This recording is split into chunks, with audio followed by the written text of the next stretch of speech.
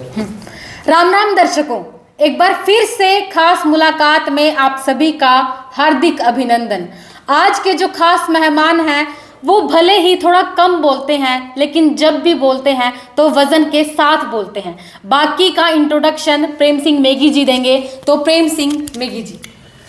नमस्कार दोस्तों, आप सभी का एक बार फिर खास मुलाकात में स्वागत है। और आज की खास मुलाकात में अगर बात करें तो हम इस क्षेत्र के, जिसे मैं बहुत ही ज़्यादा खास समझता हूं, उनसे मुलाकात करवाने जा रहा हूं। मुझे नहीं लगता कि इस क्षेत्र का कोई भी संघर्षशील व्यक्ति उनके व्यक्तित्व से न अज्ञानी हो, जानता ना। तो वो हैं हमारे बीच में जेजेपी के प्रदेशाध्यक्ष सरदार निशान सिंह जी। उनसे बात करेंगे और प्रोग्राम का जो आगाज़ है, जो आज का हम कार्यक्रम शुरू करेंगे, मैं चाहूँगा कि हमारे साथी जोनी चावला जी आज के कार्यक्रम को आगे बढ़ाएं। जोनी चावला। नमस्कार सर। तो सवाल शुरू कर लेते हैं। पहला सवाल मेरा आपसे ये है कि ग्रामीण क्षेत्र से आप जुड़े हैं, हालांकि राजनीति में आपका बड़ा पद है, लेकिन कृषि यानी कि आप खेती से जुड़े हैं। राजनीतिक में कैसे आना हुआ, राजनीतिक सफ़र की आपकी शुरुआत कैसे हुई और राजनीतिक सफ़र का अब तक का सफ़र कैसे रहा और आगे कैसे रहने वाला है? को ग्रामीण परिवेश में रहने वाला व्यक्ति अगर पंच बन जाए, सरपंच बन जाए तो राजनीति स्टार्ट हो जाती है। शहर में रहने वाला अगर कोई एमसी बन जाए तो राजनीति शुरू हो जाती है। पर यही एक स्टार्टिंग होती है हर व्यक्ति की। वो बहुत कम लोग होते हैं जो सीधा विधायक बन गए, मेंबर ऑफ पार्लियामेंट बन गए, या जिनके फोर फादर पहले से उस लाइन में होते हैं। तो मैं तो उसी रास्ते से आया हूँ जो मैं बता रहा हूँ, कोऑपरेटिव लाइन से, और उसके बाद पंचायत के जरिए 3 बार गांव का सरपंच रहा जी। तो उसके बाद फिर आगे बढ़ने का हर व्यक्ति के अंदर एक लालसा होती है, तो मुझे भी लगा कि आगे बढ़ना चाहिए। राजनीतिक गलियारियों में चर्चा है कि गठबंधन के चलते टोहाना की सीट जेजेपी के खाते में जाएगी और सरदार निशान सिंह जी टोहाना से चुनाव लड़ेंगे। इस पर आप क्या कहेंगे? देखिए, सीट जेजेपी में खाते में जाएगी, अभी तक इस मुद्दे पे कोई चर्चा नहीं हुई। लेकिन जहाँ तक मेरी बात है, मैं तो अगर पार्टी का आदेश होगा तो मैं चुनाव लड़ूंगा। प्रधान जी, 2019 का चुनाव, विधानसभा की हम बात करें, 2019 का चुनाव आपने क्यों नहीं लड़ा और आपने देवेंद्र सिंह बबली को टिकट क्यों दिलवाई, क्या कारण रहा? देखिए, कोई अपनी सीट छोड़ दे तो ये स्वाभाविक नहीं है, ऐसा होता नहीं। पार्टी हमने नहीं बनाई थी और उन दिनों हमारे कैंडिडेट आज के deputy chief minister Dushyant Chautala ji चुनाव लड़ना चाहते थे।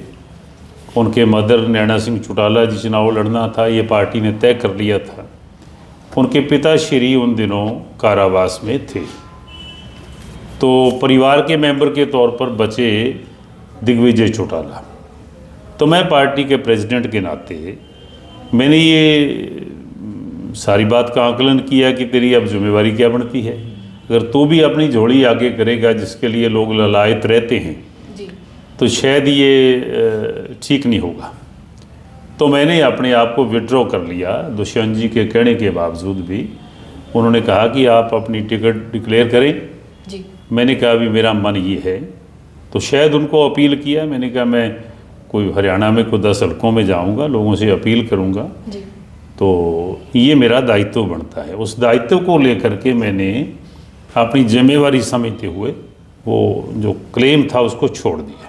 मतलब पार्टी को सींचने में आपने मतलब जोर लगा? हाँ, वो मेरी ड्यूटी थी। तो अगला सवाल है जी, गठबंधन की सरकार है अभी, जो 5वां साल है वो चला हुआ है, चुनाव होने, तो क्या मानते हैं टोहाना के अंदर इस गठबंधन के सरकार में कितना विकास हुआ है और आप क्या उपलब्धियां गिनवाना चाहेंगे? क्योंकि टोहाना हल्के से आप आते हैं, वैसे तो आप प्रदेश अध्यक्ष हैं, लेकिन टोहाना के विकास के बारे में क्या बताएंगे? देखिए, मैं थोड़ा सा भिन्न हूँ दूसरे लोगों से कि कई बार हमारी क्लास के जो लोग ये कहते हैं जो किया मैंने किया, मेरे से पहले वाले ने कुछ नहीं किया। ये लॉजिकल नहीं होता। हर गवर्नमेंट, हर नुमाइंदा प्रयास करता है कि वो अपने क्षेत्र के लिए विकास करे, कुछ अच्छे काम करे। डिपेंड करता है कि उसका आईक्यू क्या है, उसकी सोचने की शक्ति क्या है, उसकी कैपेसिटी क्या है काम करने की, वो अलग बात है। तो काम तो हर सरकार में होते हैं। मैं तो कई लोगों को ऐसे भी बोलते हुए सुना है कि जिनके फोर फादर उसी सीट से पहले अपनी सेवाएं दे चुके होते हैं, तो वो भी कहते हैं कि यहाँ कुछ नहीं हुआ। तो बड़ा अटपटा सा लगता है। तो मैं समझता हूँ कि इस हमारी साजी गवर्नमेंट में काम हुए हैं, पूरे हरियाणा भर में हुए हैं, टोहाना में भी हुए हैं। जी, जननायक जनता पार्टी 2024 का चुनाव गठबंधन में ही क्यों लड़ना चाहती है? देखिए, गठबंधन के कोई और मायने नहीं हैं। ये गठबंधन ज़रूरतों के हिसाब से होते हैं। 2019 उसके पिछले चुनावों में हम लोगों ने मिलकर के सरकार आफ्टर इलेक्शन बनाने का काम किया, क्योंकि ज़रूरत थी।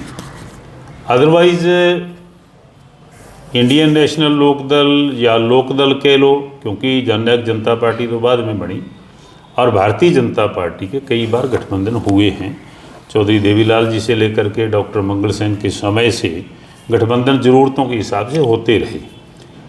तो दोनों की अगर एक विचारधारा है, दो हम एनडीए के घटक दल हैं, उनके साथी हैं, तो अगर वो चाहेंगे और हमारा मन होगा तो गठबंधन होने का कोई मेरा ख्याल उससे गुरेज नहीं करना चाहिए। लेकिन वैसे विचारधारा तो गठबंधन के बाद एक जैसे हुई ना, उससे पहले तो बहुत ज़्यादा भिन्न थी, क्योंकि दुष्यंत जी तो उनकी फ़ोटो देख के ही चुनाव के अंदर एंटी उनके वोट की अपील किया करते थे। देखिए, कई बार ना ऐसा जनता की सोच अलग होती है, राजनीतिक लोगों की अलग होती है। कई बार कहा जाता है और बाद में फिर हम उसको बात को थोड़ा बदल देते हैं, अभी तो जुमला था, फलां था। ये ऐसी चीज़ें होती रहती है। जब हम एक दूसरे के सामने चुनाव फाइट कर रहे हैं तो स्वाभाविक है कि मैं किसी को तो हिट करूंगा, आप मुझे करोगे, मैं आपको करूंगा। कोई ऐसी चीज़ें जुबान से ज़रूर निकलेंगी कि जो आपके हित में ना हो, आपके खिलाफ जाती हूँ, मेरे खिलाफ जाती हूँ। तो स्वाभाविक है ऐसी चीज़ें हो जाती हैं जब अलग अलग चुनाव लड़ते हैं। गठबंधन में हैं, मिलकर के लड़ते हैं, फिर विचारधारा एक करनी पड़ती है। निशान सिंह जी, आपकी जब भी बात होती है हमेशा आपको लोग एक संघर्षशील व्यक्ति के रूप में देखते हैं, जानते हैं। लेकिन क्योंकि आपने हमेशा ही मजदूर की, किसान की, आम व्यक्ति की, व्यापारी की लड़ाई लड़ने में टोहाना में मैं कहूँ सबसे ज़्यादा प्रसिद्धि आपने हासिल की है। मगर अब पिछले कुछ समय से निशान सिंह जी किसी भी संघर्ष में लोगों को नज़र नहीं आए। मैं ये जानना चाहता हूँ, क्या निशान सिंह मौजूदा सरकार की जो किसान नीति है, व्यापारी नीति है, आम नीति है, उससे सहमत हैं या कोई और मजबूरी है? देखिए, ज़्यादा नज़र आना मुझे लगता है कि विपक्ष में जब व्यक्ति होता है तब वो कुछ ना कुछ अनाप शनाप भी, कुछ बातें बना करके भी, कुछ लोगों की पीड़ा को लेकर के भी सरकारों को कोसता है और ऐसी बातें कहता है, तो लाइमलाइट में होता है। आप लोगों की भी टीआरपी के लिए आप भी उससे मिलते रहते हो, वो आपसे मिलता रहता है अपनी बात कहने के लिए। अदरवाइज़ मैं तो ऐसा व्यक्ति हूँ, संघर्षशील कहते हो तो फिर ये बात क्यों पूछते हो कि मैं तो अब भी मेरे रूरल एरिया में से आया हूँ, और जो मेरा दायित्व है, ड्यूटी है, मैं पूरे हरियाणा भर में दुख और सुख में लोगों के जाता हूँ, और जहाँ कोई बात होती है, कोई मेरे कहने वाली हो, खुल करके कहता हूँ। और मैं तो ऐसा आदमी हूँ, कई बार सरकार में होते हुए भी कई बातें कह देता हूँ। ये किसान नीति पे मेरा इस बात को लेकर मेरा किसान नीति पे है कि क्या किसान नीति जो भाजपा सरकार दे रही है वो सही है या निशान सिंह की नज़र में, या मैं उसके लिए एक थोड़े सुधेर लफ्ज़ों में कहूँगा कि किसान नीति सही या गलत, किसान को तो बिल्कुल सही नहीं लगती और भाजपा को या केंद्र की सरकार को सही लगती है। तो मैं ये मान के चलूँगा कि जो हालात हैं आज के दिन, किसान की ग्रीवेंसेज है, उनकी मांग है, एमएसपी को लेकर के है, कर्जे के को लेकर के है, और चीज़ों को लेकर के है। मैं तो ये मानता हूँ कि गंभीर इशू है और किसान देश का अन्नदाता है। और जो पीछे हुआ लगभग 11-12 महीने एक संघर्ष चला दिल्ली के अंदर, उस संघर्ष ने कई कुछ कड़वे एक्सपीरियंस भी हमें देने का काम किया। घर छोड़ करके वहाँ लोग जा कर के बैठे, बहुत सारी कैजुअल्टीज़ भी हुई, सरकार को भी उसके लिए बहुत सारे इंतजाम करने पड़े। तो मैं तो ये कहूँगा कि ऐसी जो बातें हैं वो सिर्फ बयान के लिए या कोई अपनी टीआरपी के लिए और के लिए नहीं कहने की बात होती। ये तो गंभीर इशू है, इस पे तो दोनों लोगों को चाहिए कि वो इस मामले में बातचीत के जरिए इस मसले का हल समाधान करें। मैं तो ये कहूँगा चुनावी वर्ष जब भी आता है, राजनीतिक पंडित जो है सक्रिय हो जाते हैं और अक्सर नेताओं को लेकर एक बात कही जाती है कि पार्टी जो है बदलने का काम करेंगे। 2019 की बात कर लें, तब भी आपके बारे में कहा कि आप किसी और पार्टी में जाने वाले हैं, ऐसी चर्चाएं चली और अब भी चलने लगी है कि आप किसी और पार्टी में जा सकते हैं। इस बात को लेकर आप क्या कहेंगे? देखिए, मैं जननायक जनता पार्टी का स्टेट प्रेसिडेंट हूँ, तो मैं किस पार्टी में जाऊँगा? मैं तो एक पार्टी का मुखिया हूँ, हेड ऑफ द संगठन। तो ऐसा कुछ नहीं, ये कहें कि ये चर्चाएं चलती रहती हैं जैसे आपने शुरुआत की, तो चर्चाएं तो टोहाना में क्या, पूरे हरियाणा में, पूरे भारत में, हर जगह पे जब भी चुनाव आते हैं तो जिनका जो इंटरेस्ट होता है वैसी खबर बना देते हैं, स्वाभाविक है। और भी खबर बनी है टोहाना में पिछले दिनों, आपको पता होगा। अब कितनी सही होती हैं, कितनी गलत होती हैं, मैं तो कोई फैसला लेना होता है तो मैं तो खुले तौर पे बात कहता हूँ। देवेंद्र सिंह बबली जेजेपी के कोटे से मंत्री बने हैं, लेकिन आजकल वे दुष्यंत चौटाला और जेजेपी का जिक्र तक भी नहीं करते हैं, जबकि मुख्यमंत्री की तारीफों के पुल बांधते रहते हैं। क्या कारण है? अगर ये क्वेश्चन उनसे किया होता ज़्यादा बेटर था, वही बता सकते। अगर मुझे पूछा है तो मैं तो ये कहूँगा कि मैंने अपनी सीट छोड़ करके उनको वहाँ से टिकट देने का काम किया, दुष्यंत जी के आदेश से, डॉक्टर अजय सिंह चौटाला जी के आदेश था। तो लास्ट डे दिल्ली से मैं आया और आकर के ऑफिस में जो जेजेपी का ऑफिस था उसमें उनको बुला करके टिकट थमाया और पूरे दिन उनके साथ रह करके उनकी मदद की। तो आजकल वो जिन लोगों ने टिकट दी, जिन लोगों ने वज़ीर बनाया, अब उनसे तालमेल ना रखें थे तो उसका जवाब तो वही दे सकते हैं। मैं समझता हूँ एक अगर सदा हुआ पॉलिटिशियन हो तो कभी इन चीज़ों को नहीं भूलता, जिस वो मदर पार्टी जिससे बन कर के आया और जिस पार्टी ने ये इतना बड़ा पद पंचायत मंत्री के रूप में उनको देने का काम किया। तो मैं समझता हूँ कि उस पार्टी को याद रखना चाहिए, उसका एहसान नहीं भूलना चाहिए। जी। हम टोहाने की बात करें जी, टोहाने के अंदर आपके कार्यकर्ताओं की एक बड़ी टीम दिखाई देती थी, लेकिन आजकल वो टीम दिखाई नहीं दे रही। क्या कारण मानते हैं? क्या टीम अब क्यों नहीं दिखाई दे रही, क्यों नहीं ऐसा सक्रिय हो रहा? आज के दिन इस गवर्नमेंट में 3 लोग पार्टनर कह लो आप, 3 लोग मैं भी हूँ, बराला जी भी हैं, बबली जी भी हैं, तीनों इसी गवर्नमेंट का हिस्सा है। जी बिल्कुल। तो अगर आप एक वस्तु को 3 हिस्सों में बांट देंगे कितना नजर आएगी वो?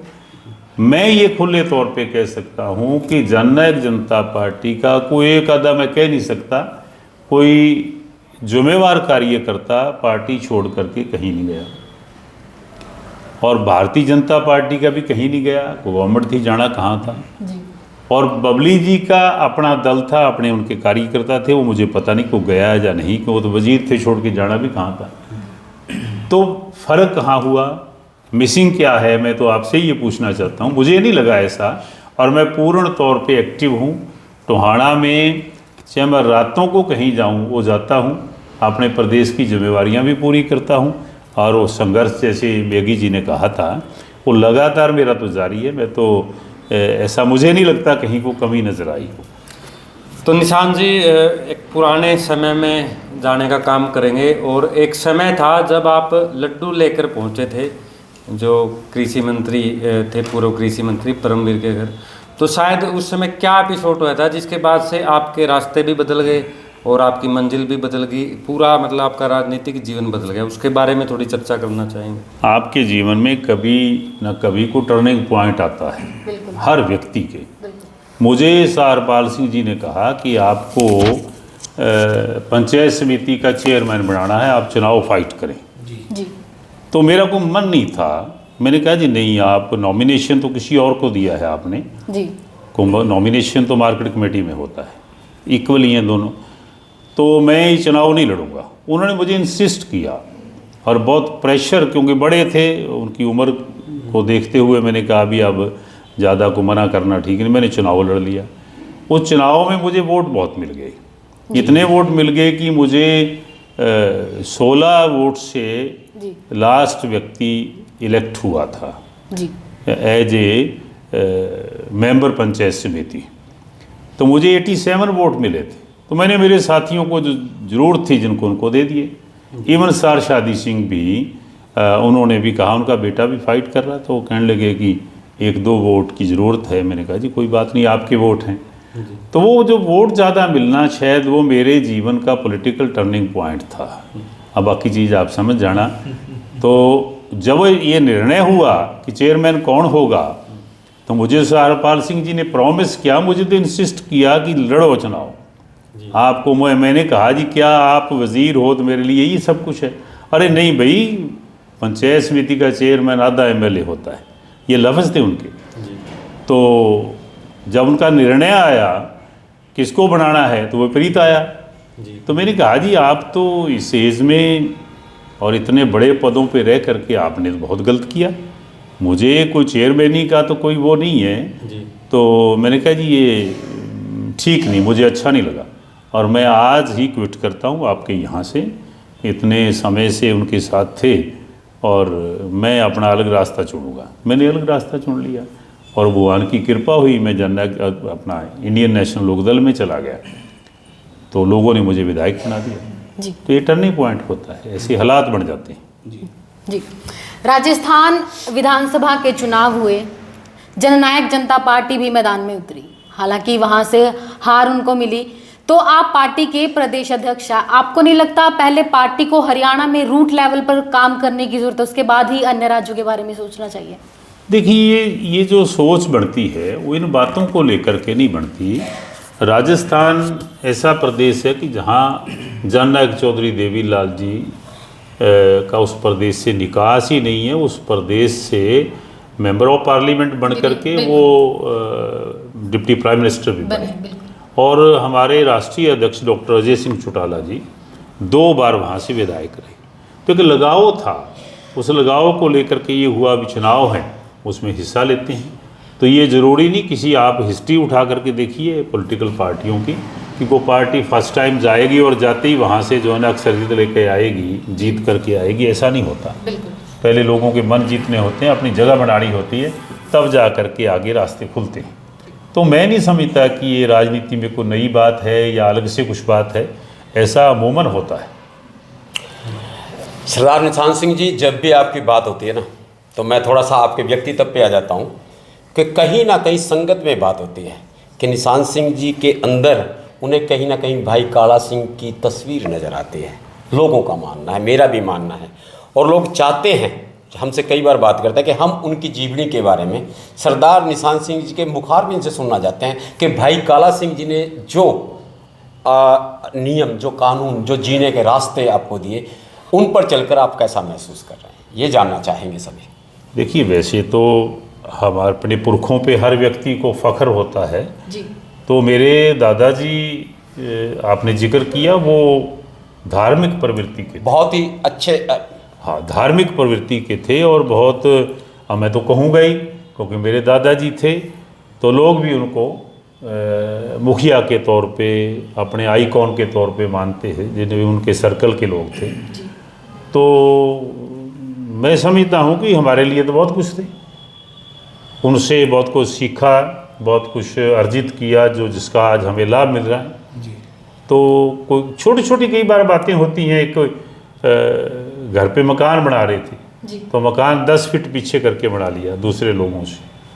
तो आज भी आप जाते हो तो आपको कई बार देखा होगा आपने, तो लोगों ने कहा, उनके साथियों ने, कि आप इतनी जगह क्यों छोड़ रहे हो। उन्होंने कहा कि बच्चों के काम आएगी, क्योंकि बच्चों के अंदर काम आएगी, बाहर क्यों आएगी। अरे भी बाहर भी आएगी, अब 20 गाड़ियाँ खड़ी रहती हैं वहाँ। ये दूरअंदेशी होती है बड़े लोगों की, बुज़ुर्गों की। तो मैं समझता हूँ कि सभी उन्हीं की देन है, उन्हीं के संस्कार, उन्हीं के हम बच्चे हैं, उन्हीं से सीखा है। विशेष रूप से मैं वो बात साझा करना चाहता हूँ कि जो आज लोग कूदनी का जो रेलवे स्टेशन है वहाँ से यातायात करते हैं, और उसकी विशेष देन हमारे आदरणीय भाई काला सिंह जी की देन है, और उसको आपने आगे बढ़ाया। उसके बारे में उसमें ये था कि कूदनी हाल्ट जो बना है वो बिटवीन रेलवे स्टेशन जाखड़ और जमालपुर, वो राधा स्वामी मत को मानते थे, मानते नहीं, वो प्रीचर थे, ऑथराइज प्रीचर जी। तो वो सत्संग के लिए जाया करते, को ऑथराइज किया जाता है इन लोगों को। तो उनके कोई मित्र बने हुए थे, डिविजनल सुपरिटेंडेंट थे डीएस सरदार अनूप सिंह। तो उन्होंने कहीं कह दिया होगा कि मैं रेलवे को काम मत बताओ। तो तब 6 गांव की एक पंचायत हुआ करती थी, मामूपुर, गिरनो, रैनवाड़ी, उदयपुर, कुदनी और हेड, 6 गांव थे। तो उसी में वो आता है कुदनी हाल्ट वाला एरिया। तो उन्होंने कह दिया कि मेरे यहाँ लोग परेशान होते हैं, अगर आप कर सकते हो तो यहाँ स्टेशन बना दो। उनको तो स्टेशन ही नज़र आता था, कि हाल्ट बन सकता है तो वो बना दो। तो उन्होंने कहा कि आप इसकी एप्लीकेशन दे दो और मैं सब कुछ करवा। उन्होंने उसको मंजूर करवा दिया और पंचायत ने और इलाके के लोगों ने मिट्टी डाल करके कि वहाँ वो फ्लड इफेक्टेड एरिया है, लाइन ऊंची है, प्लेटफॉर्म बना दिया। आज वो चल रहा है। टिकटें जो आप खरीदते थे, दादाजी खरीदते थे? हाँ, वो टिकटों का ऐसा होता है कि जो नियरेस्ट स्टेशन होता है वहाँ से टिकट मिलती है, और जो टिकट कलेक्टर हमने रखा हुआ है वहाँ से ले आकर के वो पैसेंजर को देता है, उससे पैसे लेकर के रख लेता है, उसको 10-15% उसका कमीशन मिलता है।